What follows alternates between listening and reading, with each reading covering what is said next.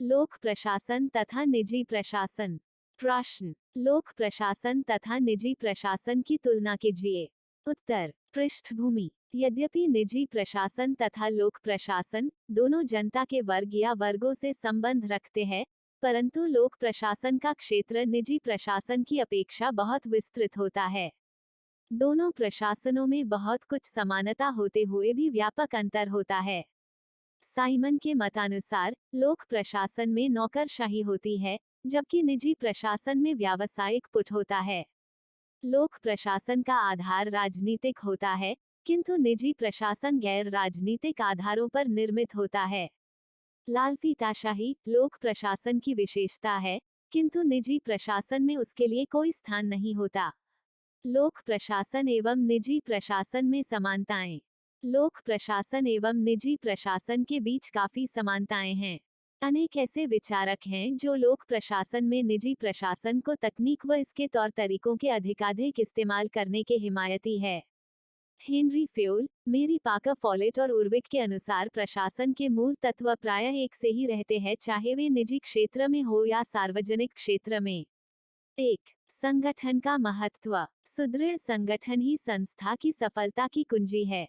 अतः चाहे लोक प्रशासन हो या निजी प्रशासन, संगठन का महत्व दोनों के लिए समान है। दोनों प्रकार के प्रशासनों के उद्देश्यों की पूर्ति का साधन उनका सुदृढ़ संगठन ही है। 2. उत्तरदायित्व की भावना। उत्तरदायित्व ही प्रशासन को जन्म देता है। निजी प्रशासन हो या लोक प्रशासन, किसी न किसी के प्रति उत्तरदायी अवश्य होता है। निजी प्रशासन एक व्यक्ति या कुछ व्यक्तियों के प्रति उत्तरदायी होता है, जबकि लोक प्रशासन जनता या जनता द्वारा चयनित संसद के प्रति उत्तरदायी होता है। 3. प्रगति एवं विकास। संस्था निजी हो या सरकारी, उसके संगठन की सुदृढ़ता ही उसमें प्रगति बनाए रखती है। जब तक आंतरिक संगठन अथवा प्रशासन मजबूत है, तब तक संस्थाएं बराबर प्रगति करती जाती है। यह प्रगति या विकास ही व्यक्ति अथवा सरकारी प्रशासन की सफलता का प्रतीक है। दोनों ही प्रशासनों का प्रगतिशील होना आवश्यक ही नहीं, अनिवार्य भी है। 4. अन्वेषण की आवश्यकता। निजी प्रशासन हो या लोक प्रशासन, दोनों में ही नवीन खोजों की प्रवृत्ति बनी रहनी चाहिए। समय निरंतर बदलता रहता है। मान्यताएं भी परिवर्तनशील होती है। सिद्धांत भी परिस्थितियों के अनुसार बदलते रहते हैं। अतः निजी अथवा लोक प्रशासन की शक्ति तथा विकास के लिए वैज्ञानिक अन्वेषणों का महत्व समान है। कुल मिलाकर लोक प्रशासन एवं निजी प्रशासन दोनों के लिए संगठन की आवश्यकता होती है। संगठन लोक एवं निजी प्रशासन का शरीर होता है, जिसमें समान प्रशासनिक क्रियाएं की जाती है। इन दोनों प्रशासनों की कार्य प्रणालियों में समानताएं पाई जाती है। इसके साथ ही आंकड़े उपलब्ध कराना, हिसाब किताब रखना, फाइल बनाना इत्यादि अन्य कार्य भी शामिल है। लोक प्रशासन एवं निजी प्रशासन दोनों में अधिकारियों के उत्तरदायित्व समान होते हैं। लोक एवं निजी प्रशासन की सफलता के लिए अधिकारियों एवं कर्मचारियों की योग्यता एवं दक्षता आवश्यक होती है। अर्थात कुशलता, परिश्रम, ईमानदारी, कर्तव्यनिष्ठ नेतृत्व, बौद्धिक स्तर आदि गुण दोनों के प्रशासनों के अधिकारियों एवं कर्मचारियों के लिए समान रूप से आवश्यक होते हैं। चाहे प्रशासन लोक हो या निजी, दोनों समान रूप से विकास की ओर अग्रसर होते हैं। 21वीं सदी में लोक प्रशासन के क्षेत्र में कर्मचारियों को नियुक्ति, पदोन्नति, वेतनक्रम, सेवानिवृत्ति, पदच्युत करने के नियम तथा पेंशन आदि की वही व्यवस्था अपनाई जाती है जो निजी क्षेत्र में है। इन दोनों प्रशासनों में जनता से संपर्क आवश्यक होता है। यदि जन संपर्क नहीं होगा तो कोई भी प्रशासन असफल हो जाएगा। लोक प्रशासन के लिए तो यह अति आवश्यक है, क्योंकि लोक प्रशासन का उद्देश्य जन कल्याण करना होता है। दोनों प्रशासनों में अनुसंधान के कार्य भी होते हैं, जिनके द्वारा नए उपकरणों, सिद्धांतों, प्रक्रियाओं का प्रतिपादन किया जाता है। लोक प्रशासन और निजी प्रशासन में अंतर। निजी प्रशासन तथा लोक प्रशासन में समानताएं तो कम है, परंतु अंतर बहुत है, जिनका विवरण निम्न प्रकार है। 1. सत्तात्मक विभिन्नता। निजी प्रशासन में प्रबंधकर्ता एक व्यक्ति या एक व्यक्ति समूह होता है। संपूर्ण प्रशासन की शक्ति उसी में केंद्रित होती है, उसकी शक्ति सीमित होती है। परंतु लोक प्रशासन में सरकार सत्ताधारी होती है, उसकी शक्ति व्यापक तथा असीमित होती है। समस्त निजी प्रशासन की सत्ताएं लोक प्रशासन की सत्ता के अधीन होती है।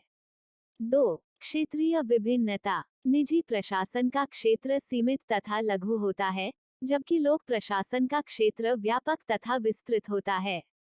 निजी प्रशासन में योजना कुछ सीमित व्यक्तियों के लाभार्थ बनाई जाती है। उसमें जन कल्याण की भावना सीमित होती है, जबकि लोक प्रशासन में संपूर्ण जनता के हित के लिए योजना का निर्माण होता है। संपूर्ण जनता का कल्याण लोक प्रशासन के अंतर्गत आता है। 3. उद्देश्य में विभिन्नता। दोनों प्रशासनों में उद्देश्य की भी विभिन्नता होती है। लोक प्रशासन का उद्देश्य संपूर्ण जनता की सेवा करना है। लोक हित का उद्देश्य ही लोक प्रशासन का मुख्य उद्देश्य होता है, जबकि निजी प्रशासन में व्यक्तिगत या एक वर्ग विशेष का हित ही निहित होता है। व्यक्ति या कुछ व्यक्तियों के समूह का लाभ ही निजी प्रशासन का मुख्य उद्देश्य होता है।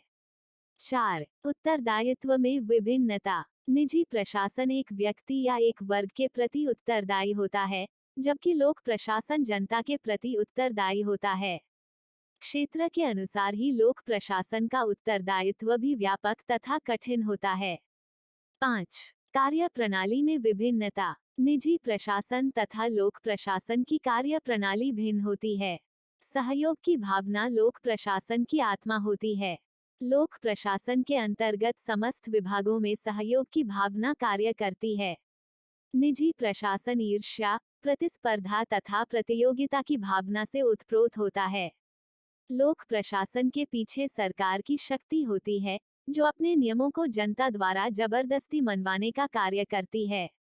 इसीलिए लोक प्रशासन की प्रणाली अधिकार संपन्नता रखती है।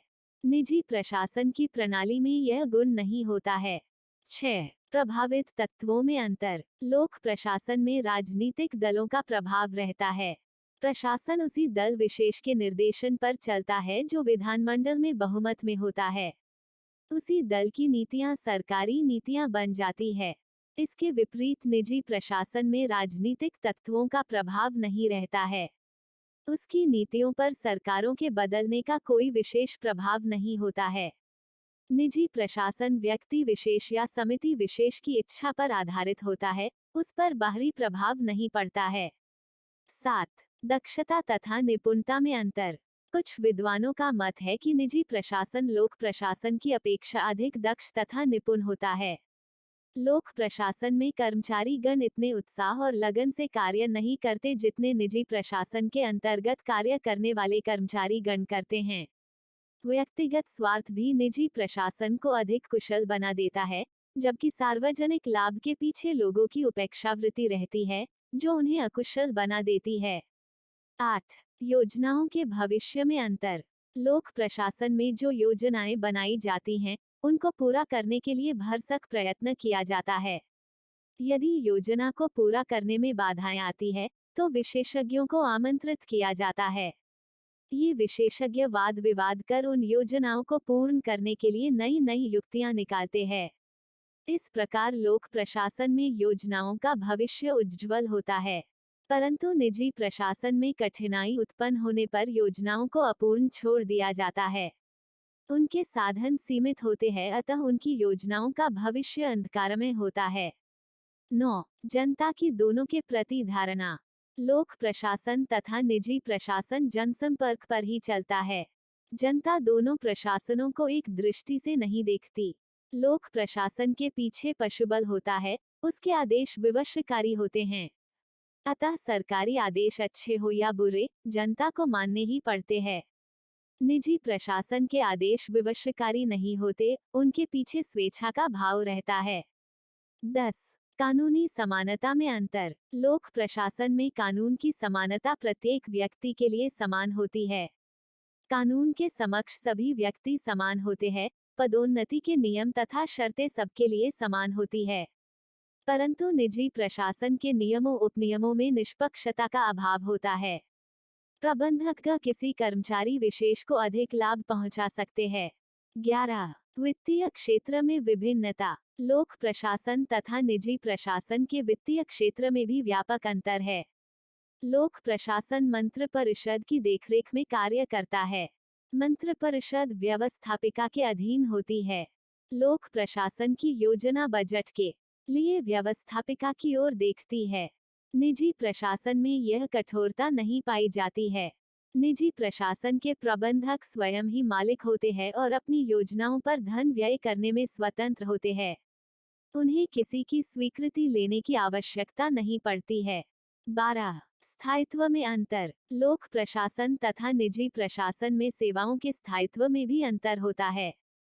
निजी प्रशासन में कर्मचारियों की सेवा को कोई स्थायित्व प्राप्त नहीं होता। उन्हें कभी भी अपने पद से हटाया जा सकता है। लोक प्रशासन में सामान्यतया कर्मचारियों के पद स्थायी होते हैं। उन्हें बिना सफाई दिए नौकरी से पृथक नहीं किया जा सकता।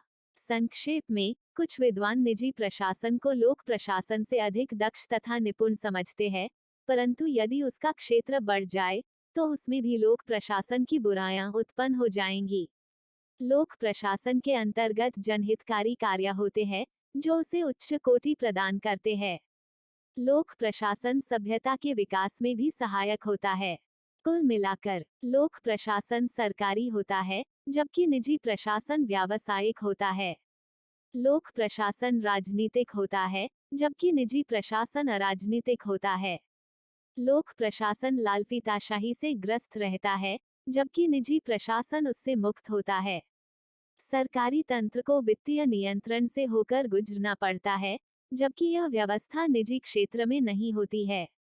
सार्वजनिक संगठन अपने राजनीतिक विशेषज्ञों के प्रति उत्तरदायी होते हैं व उनके माध्यम से व्यक्तियों के प्रति भी उत्तरदायी होते हैं। किसी भी उपकरण के सिद्धांत का लक्ष्य लाभ होता है, चाहे वह कम ही हो। नीति प्रबंधन के अधिकांश रूप में लक्ष्य का सही अर्थों में अनुमान नहीं लगाया जा सकता है। निष्कर्ष। लोक प्रशासन एवं निजी प्रशासन एक प्रकार से मिश्रित संकल्पना है, जहां इसमें कुछ समानताएं हैं, वहीं असमानताएं भी नजर आती है। प्रशासन की अवधारणा सार्वभौमिक है और यह समय के साथ अधिक महत्वपूर्ण हो रही है। निजी क्षेत्र अधिक अनुकूल है और नवीनता व परिवर्तन का समर्थन करता है। निजी प्रशासन अधिक लचीला है यदि इसकी तुलना लोक प्रशासन से की जाए।